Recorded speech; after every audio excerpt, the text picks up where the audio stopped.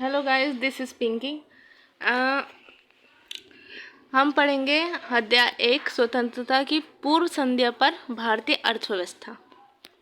अब जैसे हम भारतीय अर्थव्यवस्था के बारे में जानते ही हैं कि हमारी जब आज़ादी हुई थी 15 अगस्त 1947 को, तब हमारा जब आज़ादी का सूर्योदय हुआ था तो हमने देखा कि हमारी अर्थव्यवस्था बहुत ज़्यादा पिछड़ी हुई है और बहुत ज़्यादा गरीबी का हमने उस समय सामना किया था।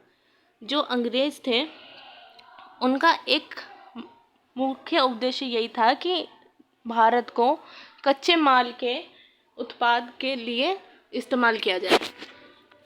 परिचय एक टूटी हुई विरासत का सामना। 15 अगस्त 1947 को जब भारत ने स्वतंत्रता का सूर्योदय देखा तो उस ब्रिटिश औपनिवेशिक शासन के लगभग 2 शताब्दियों के गहन शोषण की एक दर्दनाक विरासत मिली। 2 शताब्दियों तक गहन शोषण की एक दर्दनाक विरासत मिली थी। अंग्रेज़ों का मुख्य उद्देश्य भारत को अपनी बढ़ती औद्योगिक आवश्यकताओं के लिए कच्चे माल की आपूर्ति करता और ब्रिटेन में उत्पादित तैयार माल का एक बड़ा बाजार बनाना था। इस स्वार्थी नीति के परिणाम स्वरूप भारतीय अर्थव्यवस्था, जो कभी समृद्ध थी, आत्मनिर्भर थी, वह पिछड़ी तथा स्थिति और गहराई से अविकसित हो गई। स्वतंत्रता के समय भारत एक गरीबी, असमानता और अभाव से ग्रस्त राष्ट्र था। कृषि क्षेत्र, जहां भारत की आत्मा पर घायल। अब जो कृषि क्षेत्र था वो पूरी तरीके से घायल था, क्योंकि कृषि का भी शोषण किया गया था। एक तरीके से कृषि एक ऐसा स्रोत था जिसको कच्चे माल को ले जाकर ब्रिटिश शासक उसी को प्रोडक्ट बनाकर बेचते थे। जैसे स्वतंत्रता पूर्व भारत में कृषि की अर्थव्यवस्था की रीढ़ की हड्डी थी और लगभग 85% जनसंख्या अपनी आजीविका के लिए सीधे इस पर ही निर्भर थी। लेकिन यह क्षेत्र अत्यंत दयनीय और निष्क्रिय अवस्था में था। उत्पादन और उत्पादकता का निम्न स्तर, पुराने और अक्षम कृषि तरीके। किसानों के पास आधुनिक उपकरण या उन्नत कृषि तकनीकें नहीं थी। खेती अभी भी आदिम तरीकों से की जाती थी, यानी पुराने तरीकों से की जाती थी। सिंचाई सुविधाओं का अभाव, सिंचाई के लिए वर्षा पर अत्यधिक निर्भर थी, जिससे फसलें अक्सर सूखे या बाढ़ का शिकार हो जाती थीं। सरकार ने सिंचाई सुविधाओं में कोई महत्वपूर्ण निवेश नहीं किया था।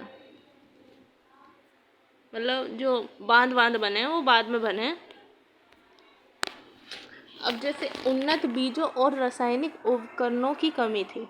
किसानों को गुणवत्तापूर्ण बीज, रासायनिक उर्वरक उपलब्ध नहीं थे, जिससे पैदावार कम होती थी। संस्थागत ऋषि और निवेश का अभाव, छोटे और सीमित किसान गरीब थे और उनके पास भूमि में सुधार या आधुनिक इनपुट खरीदने के लिए पैसा नहीं था। वे अक्सर साहूकारों के चंगुल में फंसे रहते थे। अब ये तो हम जानते ही हैं कि साहूकार कैसे अपने चंगुल में फंसाते थे, क्योंकि पहले के लोग जो खेती करते थे वो पढ़े लिखे नहीं होते थे, वो ऐसे ही अंगूठा लगाते थे। अब उस पर साहूकार कुछ और बनाकर और पैसे बढ़ा देता था, जिससे कि उनका कभी भी ऋण चुकता नहीं हो पाता था। परिणाम, इन सभी कारकों के कारण ही प्रति हेक्टेयर उत्पादकता और कुल उत्पादन दोनों ही बहुत कम थे। औपनिवेशिक भूमि व्यवस्था, जमींदारों का जुल्म। ब्रिटिश सरकार ने 3 प्रमुख भूमि व्यवस्थाएं लागू की: जमींदारी, महलवाड़ी, रैयतवाड़ी। लेकिन जमींदारी व्यवस्था बंगाल प्रेसिडेंसी में सबसे प्रमुख थी और सबसे हानिकारक थी। जमींदार व्यवस्था की प्रकृति। इसमें जमींदारों को भूमि का मालिक बना दिया गया था। उन्हें किसानों से लगान, किराया इकट्ठा करने और उनका एक निश्चित हिस्सा ब्रिटिश सरकार को देने का अधिकार था। शोषण का तंत्र। अधिकतम लगान वसूलना।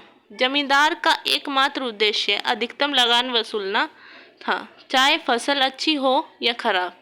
वे किसानों के कल्याण या कृषि विकास में कोई दिलचस्पी नहीं रखते थे। उन्हें बस एकमात्र लगान चाहिए था, जो कि ज़्यादा मात्रा में। किसानों पर अत्यधिक बोझ। किसानों को अपनी फसल का एक बड़ा हिस्सा लगान के रूप में देना पड़ता था। वे अक्सर कर्जे के दुष्चक्र में फंस जाते थे और उनकी आर्थिक स्थिति दयनीय हो जाती थी। कृषि में निवेश का अभाव। ना तो जमींदारों ने और ना ही ब्रिटिश सरकार ने कृषि में सुधार या बुनियादी ढांचे के विकास के लिए कोई महत्वपूर्ण निवेश किया था। इससे कृषि की उत्पादकता और भी कम हो गई। कृषि का वाणिज्यीकरण। पेट पर लात या मुनाफे की भूख। ब्रिटिश सरकार ने किसानों को खाद्य फसलों जैसे चावल, गेहूं के बजाय व्यावसायिक फसलों जैसे नील, कपास, जूट, अफीम, एक तरह से ये नशा है, एक तरह से अफीम नशा, एक महंगा नशा का उत्पादन करने के लिए मजबूर किया। ब्रिटिश उद्देश्य। इन फसलों का उपयोग ब्रिटेन के तेजी से बढ़ते उद्योगों के लिए कच्चा माल के रूप में उपयोग में लाना था या उपयोग करना था कच्चे माल का। भारतीयों पर नकारात्मक प्रभाव। खाद्य फसलों की कमी। भारत में खाद्य फसलों का उत्पादन कम हो गया, जिससे बार बार अकाल पड़ा और लाखों लोग भूखमरी से मरे या शिकार बने। निर्भरता का अंत। किसान अपनी खाद्य जरूरतों के लिए भी बाजार पर निर्भर हो गए और उन्हें व्यावसायिक फसलों की कीमतों में उतार चढ़ाव का सामना करना पड़ा। ग्रामीण गरीबी में वृद्धि। किसान वाणिज्यिक फसलों की कीमतों पर नियंत्रण खो चुके थे और अक्सर मुनाफा बिचौलियों द्वारा हड़प लिया जाता था। विभाजन का प्रभाव। एक और गहरा घाव। अब विभाजन से आपको अंदाजा लग ही गया होगा विभाजन किसके बारे में। ऑफ कोर्स इंडिया और पाकिस्तान, या हिंदुस्तान या पाकिस्तान, ये भी बोल सकते हैं हम। 1947 में भारत के विभाजन ने कृषि क्षेत्र को एक और गंभीर झटका दिया। जूट उत्पादक क्षेत्रों का अधिकांश हिस्सा पूर्वी बंगाल, जो बाद में बांग्लादेश बना, पाकिस्तान में चला गया, जबकि भारत में अधिकांश जूट मिल रहे गए। इससे भारतीय जूट उद्योगों को कच्चे माल की गंभीर कमी का सामना करना पड़ा। इसी तहत कपास उत्पादक क्षेत्रों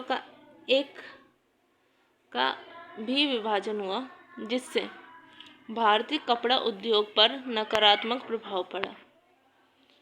औद्योगिक क्षेत्र, इंडस्ट्रियल सेक्टर, विनाश और अविकास की कहानी।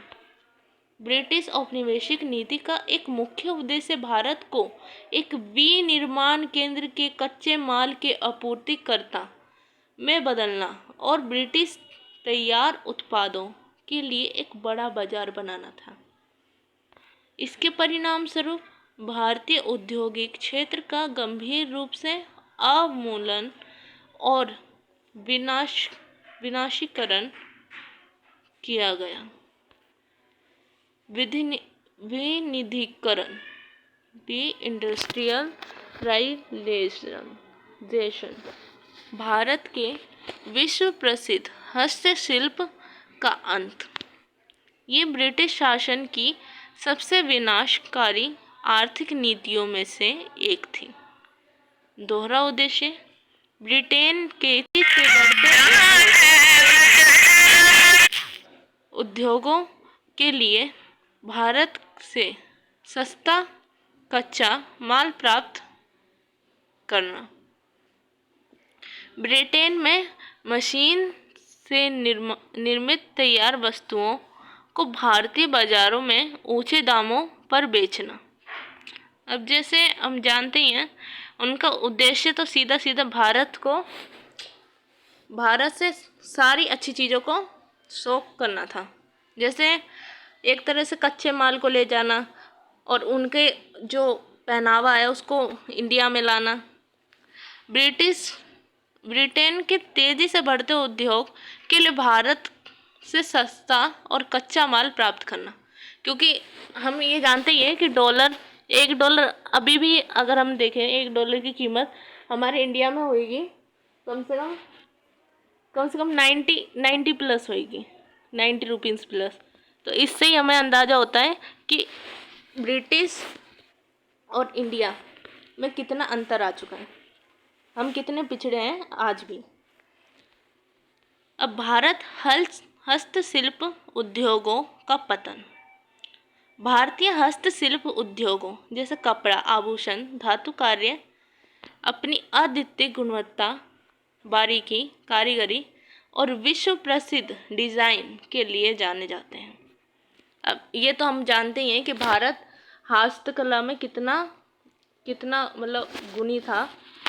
हस्तकला, बाँस की टोकरी बनाना, बाँस के कपड़े बनाना, बहुत चीज़ें बाँस से बनाई गई है। बीजना मतलब पंखा, लकड़ी का पंखा।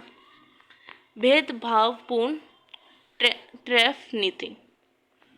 ब्रिटिश सरकार ने भारत से निर्यात होने वाले हस्तशिल्प उत्पादों पर भारी शुल्क टैक्स लगाया, जिससे वे अंतर्राष्ट्रीय बाजारों में महंगे हो गए। वहीं ब्रिटेन से भारत में आने वाले तैयार उत्पादों पर कोई आयात शुल्क नहीं लगाया गया, जिससे वे भारतीय बाजारों में सस्ते हो गए। एक तरह से भारत का नुकसान ही हुआ। प्रतिस्पर्धा का अभाव। मशीन निर्मित सस्ते ब्रिटिश उत्पादों के सामने भारतीय हस्तशिल्प उत्पाद टिक नहीं पाए। अब ये तो हम ये जानते हैं, जब हमारे पास मशीन नहीं है तो हम उतनी कीमतों पे बेच नहीं पाएंगे, महंगे ही बेचेंगे। तो वो जो सस्ता था वो भारतीय लोगों ने भी अपनाया है। ऐसे नहीं है कि ब्रिटिश ने अपनाया है, भारतीय लोगों ने भी ब्रिटिश को अपनाया है। लाखों कारीगरों की बेरोजगारी। इस नीति के कारण लाखों भारतीय कारीगर जो दस्तकार बेरोजगार हो गए, जिससे ग्रामीण क्षेत्रों में गरीबी और बढ़ गई। आधुनिक उद्योग का अभाव। Lock of modern industrial base. औद्योगिक पिछड़ापन। ब्रिटिश शासन के दौरान भारत में एक मजबूत आधुनिक औद्योगिक आधार का विकास नहीं हुआ। कुछ ही आधुनिक उद्योग स्थापित हुए। सूती कपड़ा मिलें 19वीं सदी के अंत में मुख्य रूप से महाराष्ट्र, मुंबई और गुजरात, अहमदाबाद में स्थापित हुई। ये भारतीय व्यापारियों द्वारा शुरू की गई एक पहल थी। जूट मिलें मुख्य रूप से बंगाल में केंद्रित थी, जिनका उद्देश्य ब्रिटेन और अन्य यूरोपियन बाजारों के लिए कच्चे जूट को संसाधित करना था। Tata iron and steel company 1907 में जमशेदपुर में स्थापित ये भारत का एकमात्र बड़ा औद्योगिक उद्यम था जिसने आज़ादी से पहले वास्तविक औद्योगिक विकास दिखाया। पूंजीगत वस्तु उद्योगों का अभाव। अब जो पूंजीगत वस्तु उद्योग वे होते हैं जो मशीन, उपकरण और प्रौद्योगिकी या बनाते हैं जिनका उपयोग अन्य उद्योगों में उत्पादन के लिए किया जाता है। ब्रिटिश सरकार ने जानबूझकर भारत में ऐसे उद्योगों में विकास को बढ़ावा नहीं दिया। इसका उद्देश्य भारत को अपनी औद्योगिक आवश्यकताओं के लिए हमेशा ब्रिटेन पर निर्भर रखना था। ये भारत के भविष्य के लिए औद्योगिक विकास के लिए एक बड़ी बाधा थी। सीमित सार्वजनिक क्षेत्र, limited role of public sector, सरकार की अनदेखी। सार्वजनिक क्षेत्र, सरकार द्वारा संचालित उद्योग का विकास बहुत सीमित था। इसमें मुख्य रूप से रेलवे, बंदरगाह,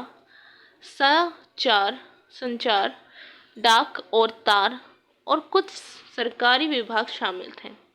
इनका विकास भी ब्रिटिश हितों की पूर्ति जैसे कच्चे माल की आवाजाही, प्रशासनिक नियंत्रण के लिए किया गया था, न कि व्यापक भारतीय उद्योग विकास के लिए।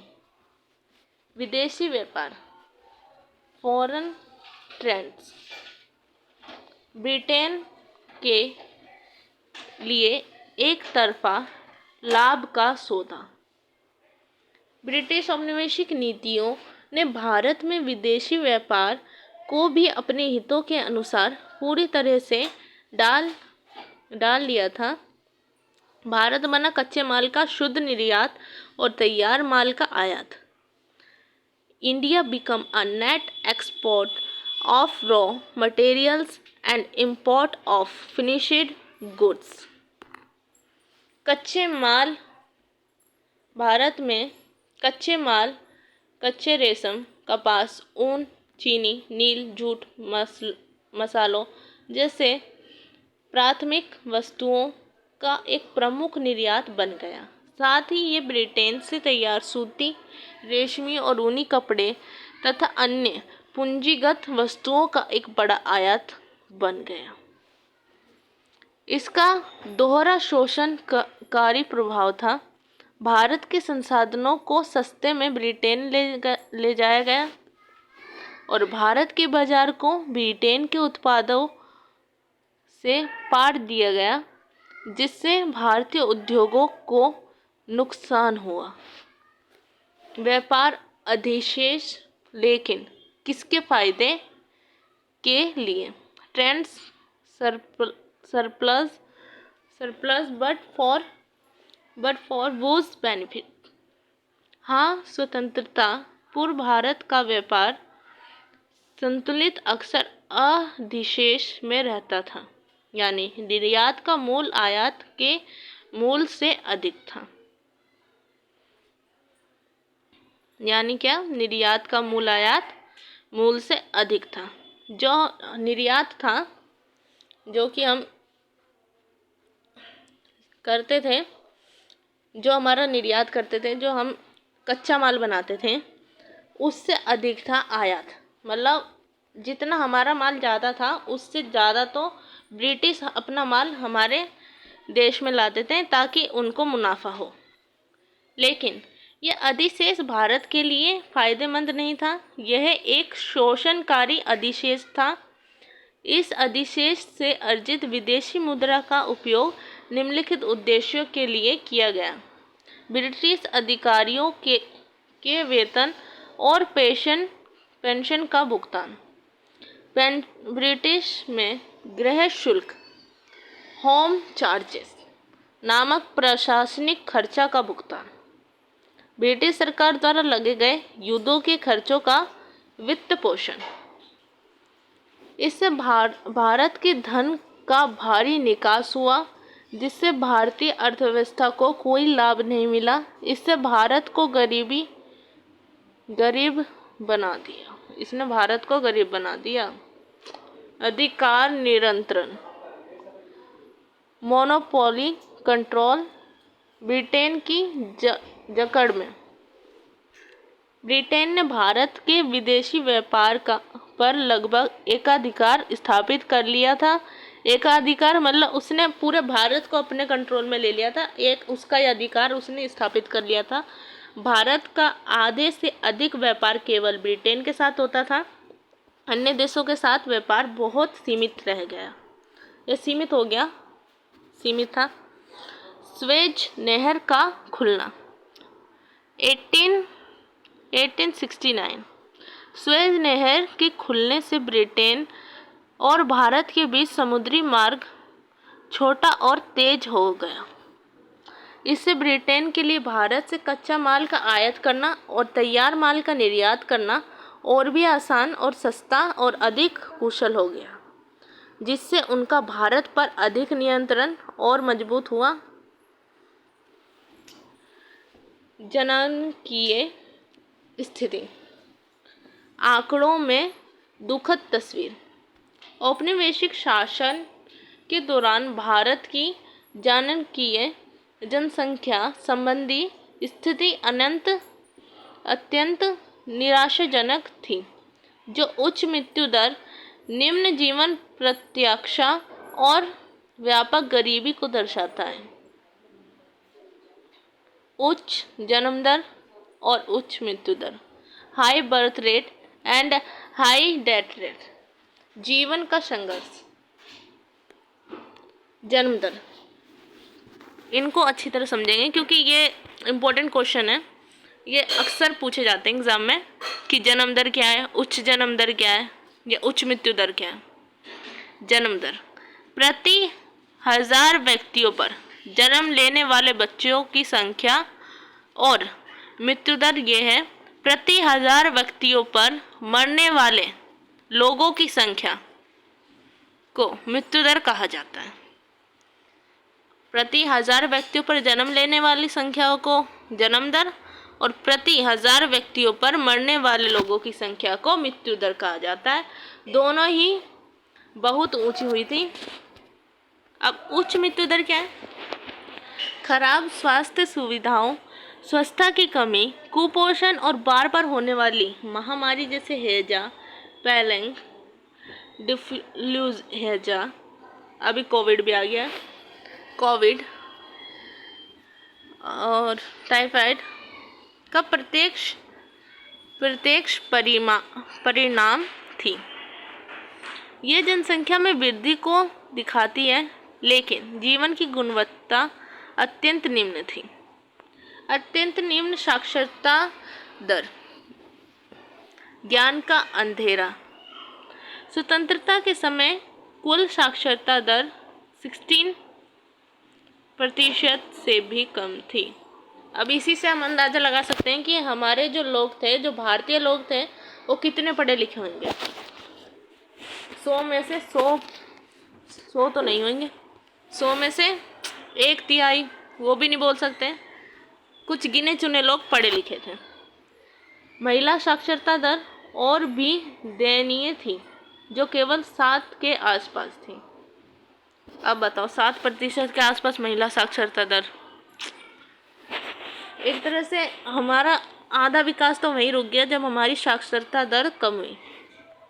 ये समाज में व्यापक सामाजिक पिछड़ेपन, शिक्षा के अभाव और लैंगिक असमानता को स्पष्ट रूप से दर्शाता है।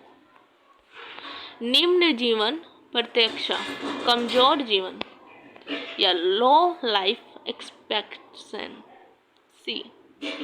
भारत में औसत जीवन प्रत्याशा एक व्यक्ति के औसत जीवन काल की अपेक्षा केवल 32 वर्ष थी।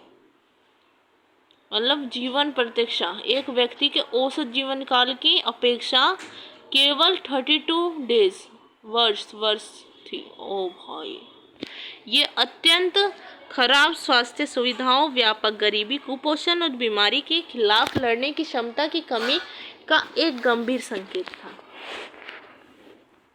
व्यापक गरीबी एक कड़वी और दुखद सच्चाई थी। ब्रिटिश नीतियों ने भारतीय जनता को भयानक गरीबी में धकेल दिया। अधिकांश आबादी को पर्याप्त भोजन, स्वच्छ पानी, आवास, कपड़े और बुनियादी स्वास्थ्य सेवाओं तक पहुँच नहीं थी। कुपोषण और भूखमरी आम थी। स्वास्थ्य सुविधाओं का अभाव, बीमारियों का राज। देश में अस्पतालों, डॉक्टरों और दवाओं की भारी कमी थी।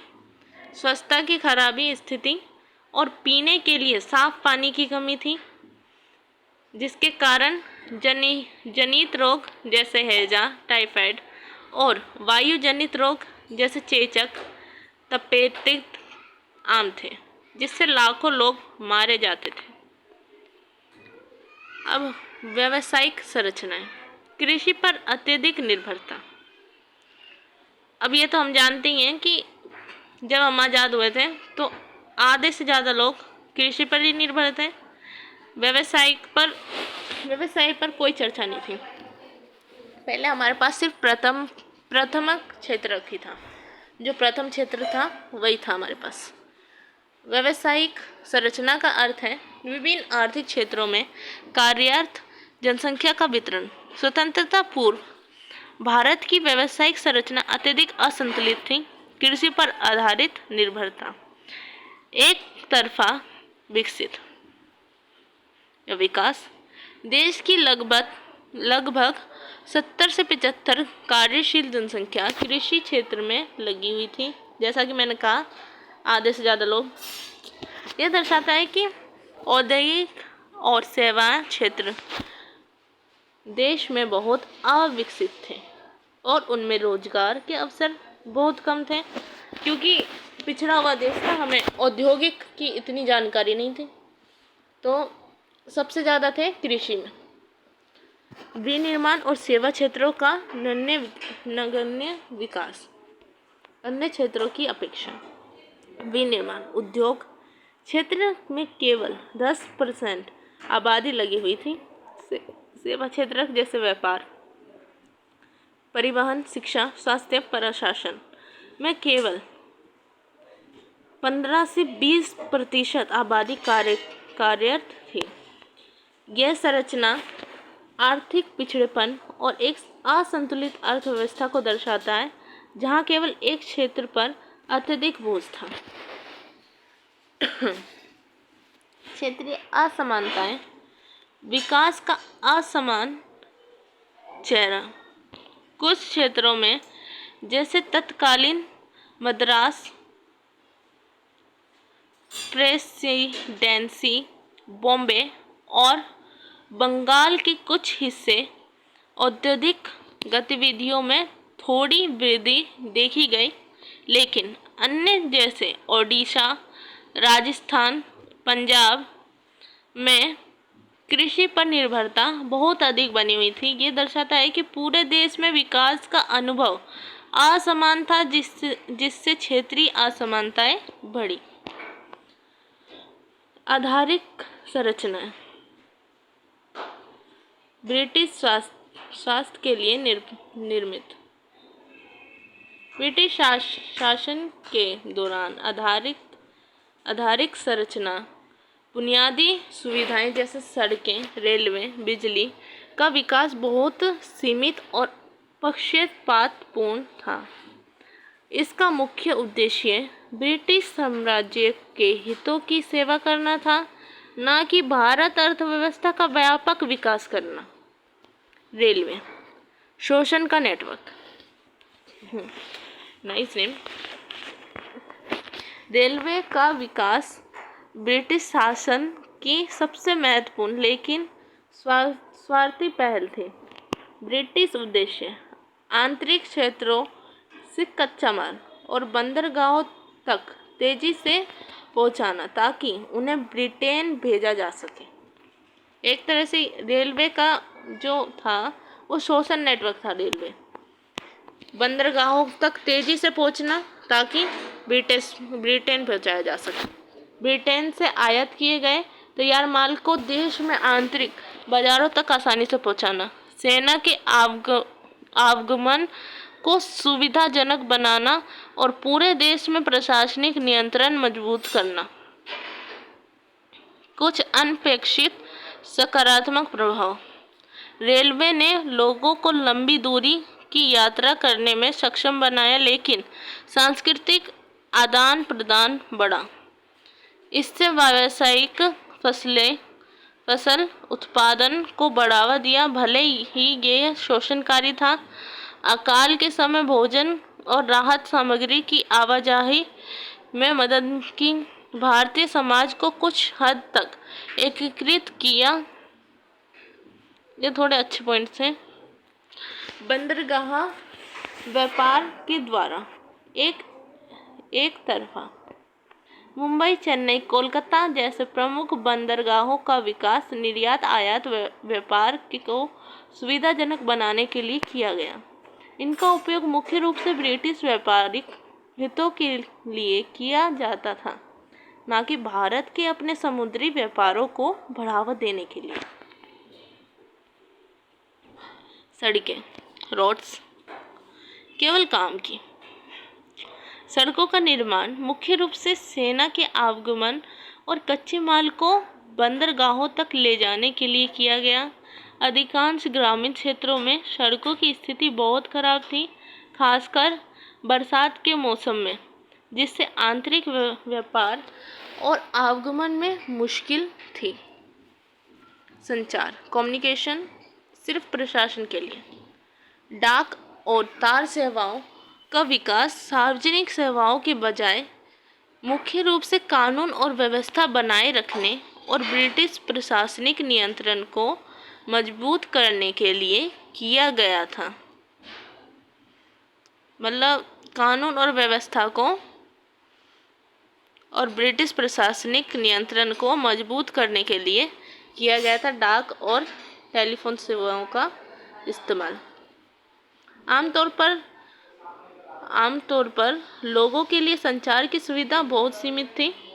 निष्कर्ष, एक पिछड़ी और चुनौतीपूर्ण विरासत। संक्षेप में, स्वतंत्रता की पूर्व संध्या पर भारतीय अर्थव्यवस्था ब्रिटिश औपनिवेशिक शासन के कारण पिछड़ी या बैकवर्ड स्थिति और अविकसित थी। कृषि क्षेत्र पिछड़ा हुआ था, औद्योगिक आधार नगण्य था, विदेशी व्यापार शोषणकारी था और जनसंख्या के सामाजिक आर्थिक संकेतक अत्यंत निम्न थे। यह एक ऐसी चुनौतीपूर्ण विरासत थी जिससे स्वतंत्र भारत को संभालना था। इस गंभीर स्थिति ने भारत के नेताओं को योजनाबद्ध विकास का रास्ता अपनाने और पंचवर्षीय योजनाओं के माध्यम से देश के पुनर्निर्माण की एक लंबी और कठिन यात्रा शुरू करने के लिए प्रेरित किया। ये पहला अध्याय हमें ये समझने में मदद करता है कि भारत ने अपनी आर्थिक यात्रा कहाँ से शुरू की और किन बाधाओं को पार करना था।